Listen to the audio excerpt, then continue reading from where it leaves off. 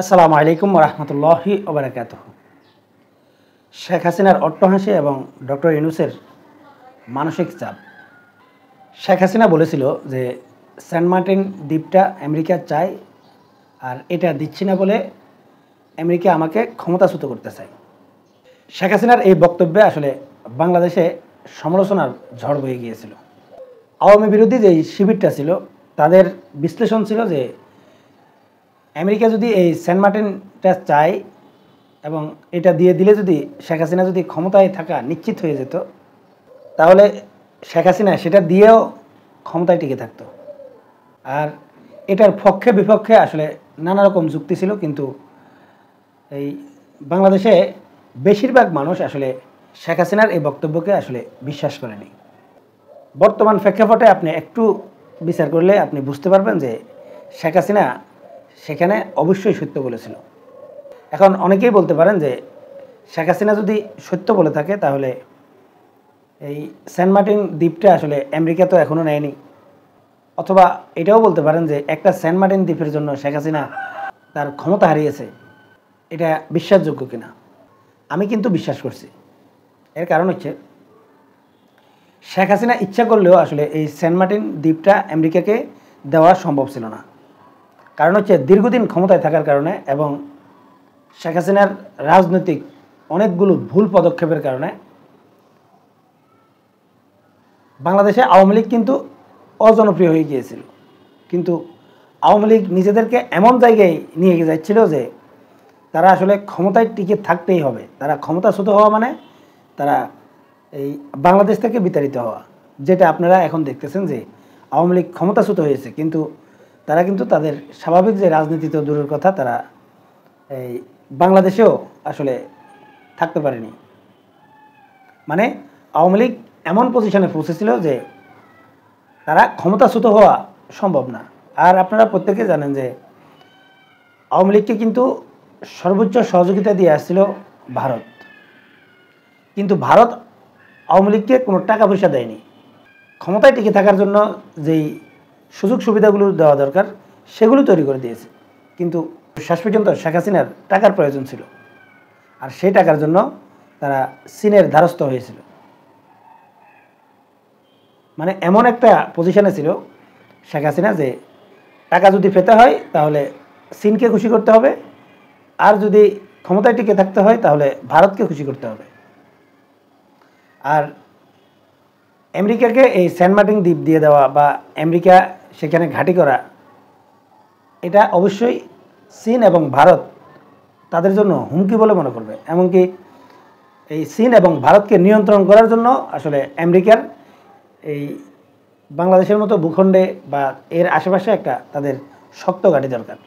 এই কারণে এই আমেরিকাকে এই সেন্ট মার্টিন দেওয়ার সাথে আসলে ভারত এবং চীনের স্বার্থ জড়িত ছিল।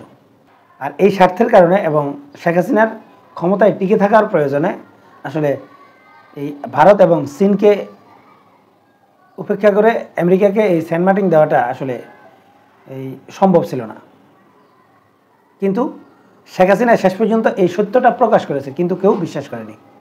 এখন আরাকান আর্মিকে সহযোগিতা করার জন্য এই যে মানবিক করিডোরের নাম দিয়ে আসলে আমেরিকার চাওয়া পূরণ করছে ডক্টর ইউনূস সরকার। এই কাজটা কিন্তু বাংলাদেশের জন্য সবচাইতে ঝুঁকিপূর্ণ একটা কাজ।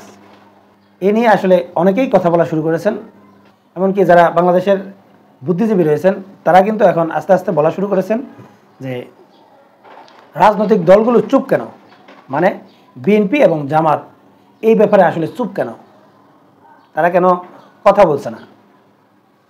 এবং সরকার এই আমেরিকাকে সুযোগ সুবিধা দেওয়ার জন্য, আমেরিকার স্বার্থ রক্ষার জন্য এই যে বাংলাদেশকে ঝুঁকির মধ্যে ফেলছে। এই আরাকান আর্মিদেরকে সহযোগিতার জন্য বাংলাদেশের যেই ভূখণ্ড ব্যবহার করা হচ্ছে, বা আমেরিকার স্বার্থ রক্ষার জন্য বাংলাদেশের ভূখণ্ড ব্যবহার করে বাংলাদেশকে সব সময়ের জন্য আসলে মায়ানমারের শত্রু বানিয়ে দিচ্ছে।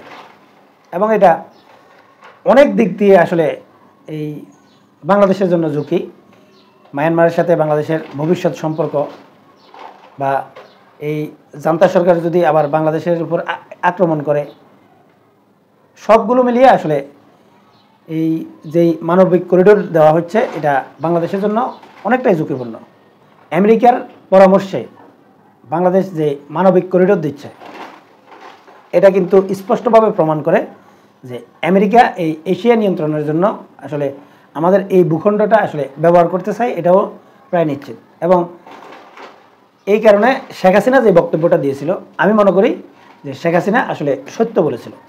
এছাড়া ডক্টর ইউনূস যা কিছু করছিল প্রত্যেকটা জায়গায় কিন্তু এই আওয়ামী বিরোধী যে শিবিরটা রয়েছে এই প্রত্যেকটা শিবিরে ডক্টর ইউনূসের বন্দনা ছিল এবং সবাই ডক্টর ইউনূসের প্রশংসা করছিল। কিন্তু এই একটা ব্যাপারে এসে এখন কিন্তু আস্তে আস্তে ডক্টর ইউনূসের সমালোচনা শুরু হচ্ছে।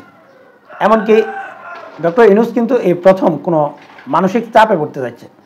এর কারণ হচ্ছে এই ডক্টর ইউনূস যেটা করতে যাচ্ছে বা মানবিক করিডোর যেটা দিচ্ছে আরাকান আর্মিদের জন্য, এতে আমেরিকা খুশি হবে এবং ডক্টর ইউনূসের প্রতি আসলে আমেরিকা অনেকটাই খুশি হবে এবং এই আমেরিকার স্বার্থ হাসিল হবে।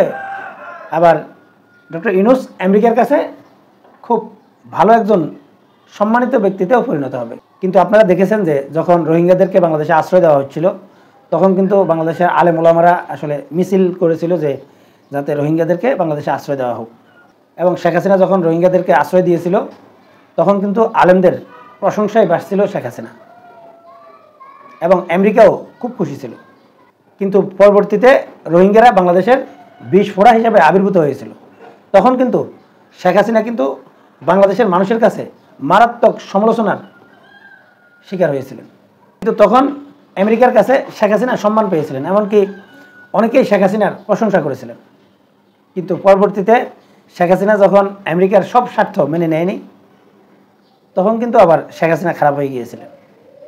এখন এই যে ডক্টর ইউনূস এই আরাকান আর্মিকে সহযোগিতা করার জন্য যেই মানবিক করিডোর দিচ্ছে এতে আমেরিকার কাছে বা ইউরোপের কাছে ডক্টর ইউনূসের ইমেজ আরও বাড়বে। কিন্তু বাংলাদেশের জনগণ যখন দেখবে এটার প্রতিক্রিয়া কি হচ্ছে তখন কিন্তু আবার এই ডক্টর ইউনূসের সমালোচনা শুরু করবেন। এটা হচ্ছে বাস্তবতা।